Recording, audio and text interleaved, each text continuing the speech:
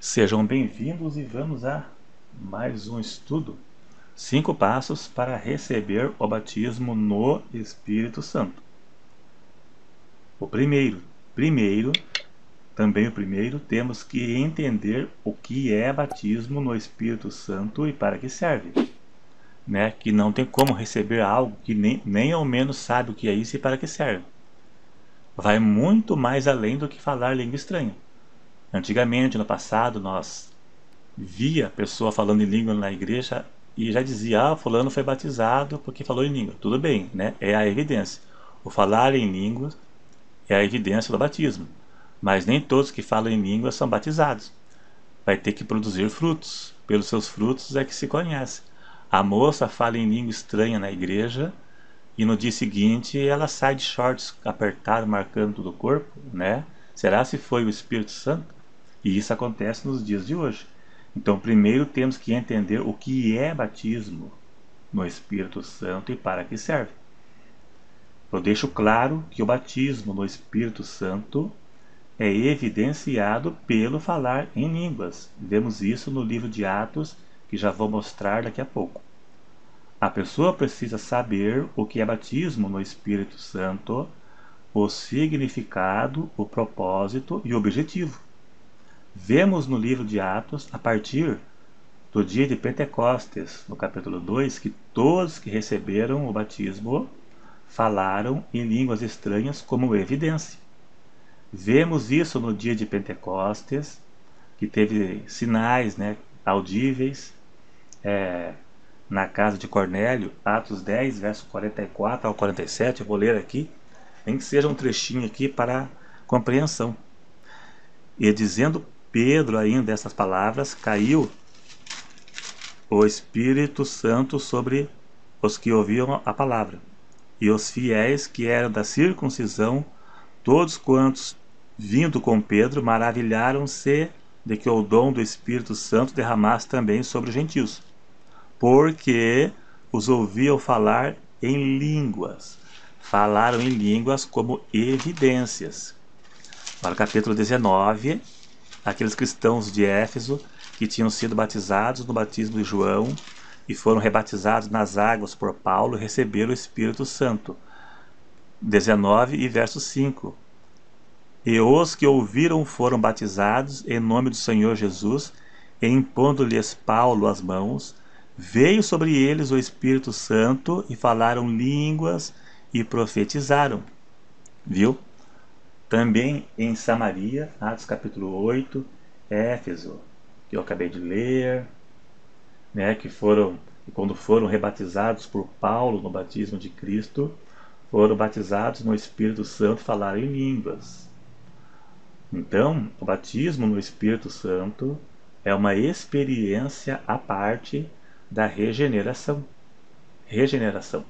Todo convertido tem o Espírito Santo. Todo convertido tem o Espírito Santo.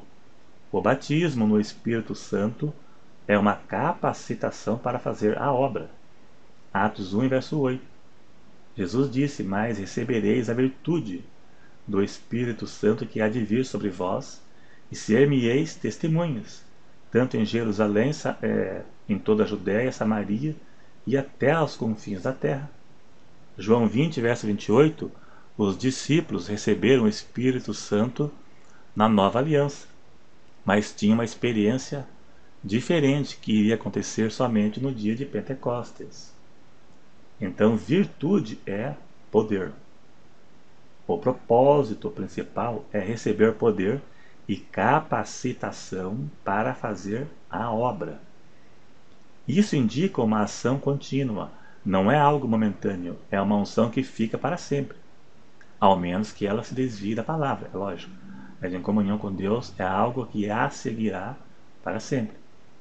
Uma pessoa que fala em língua na igreja e não é obediente a Deus, não é dedicado à obra, não tem interesse em evangelizar, de ler a Bíblia, e não é obediente à palavra, sua língua estranha pode ser mais do que estranha, pois não preenche os requisitos para o recebimento do batismo.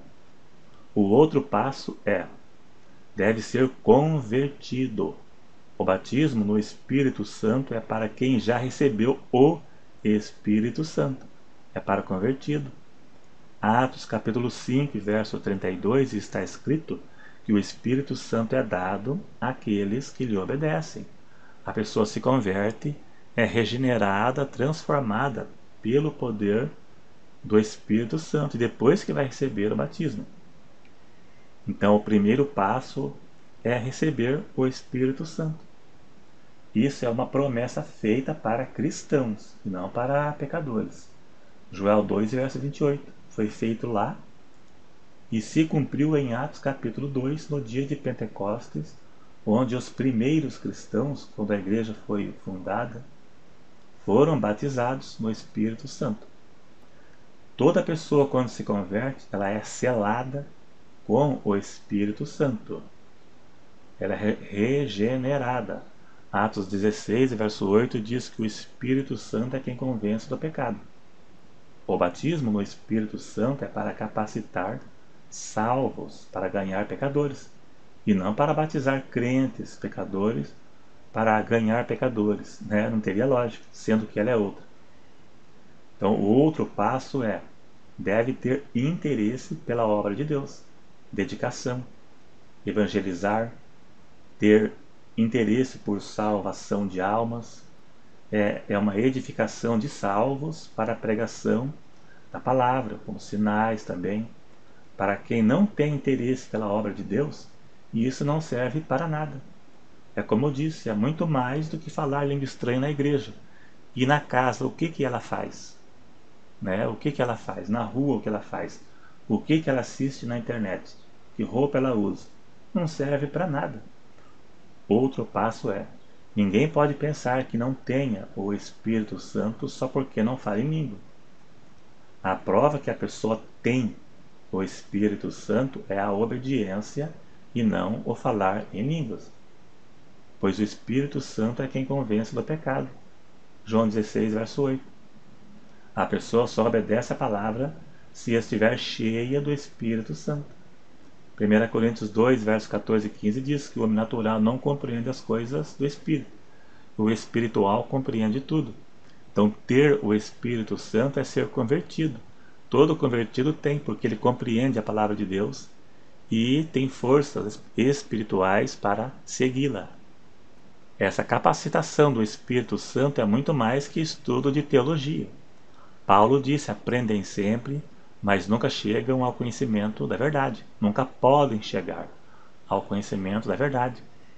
Porque ter o Espírito Santo, às vezes a pessoa é batizado, mas não tem um amplo conhecimento teológico. Mas ela tem o Espírito Santo que a convence do pecado. E ninguém a entende por isso. Somente se estiver cheia do Espírito Santo para compreender e obedecer a palavra. Embora a promessa seja para todos, mas nem todos recebem. Então, não existe fórmula mágica para receber o batismo no Espírito Santo.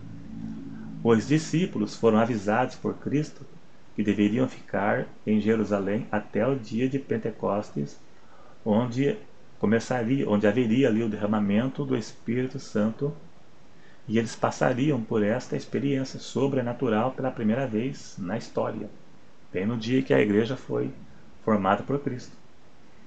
Da mesma forma hoje, para aqueles que preenchem os requisitos para isso, deverão aguardar o tempo de Deus, pois não existe um tempo específico, pois talvez dependa de pessoa para pessoa.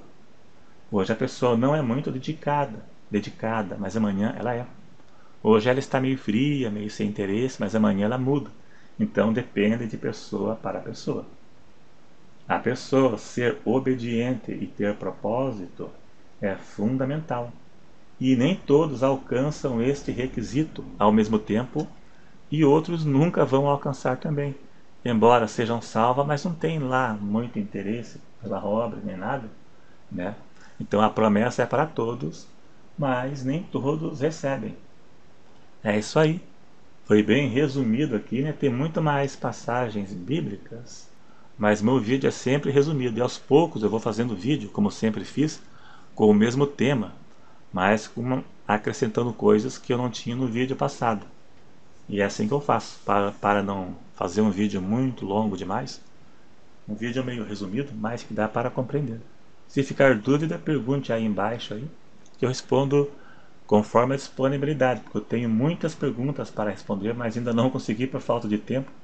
Mas eu vou tirar um dia aí na semana para responder. Então, se você gostou, como sempre, clique em gostei. E como sempre, se não for inscrito, se inscreva. E até o próximo.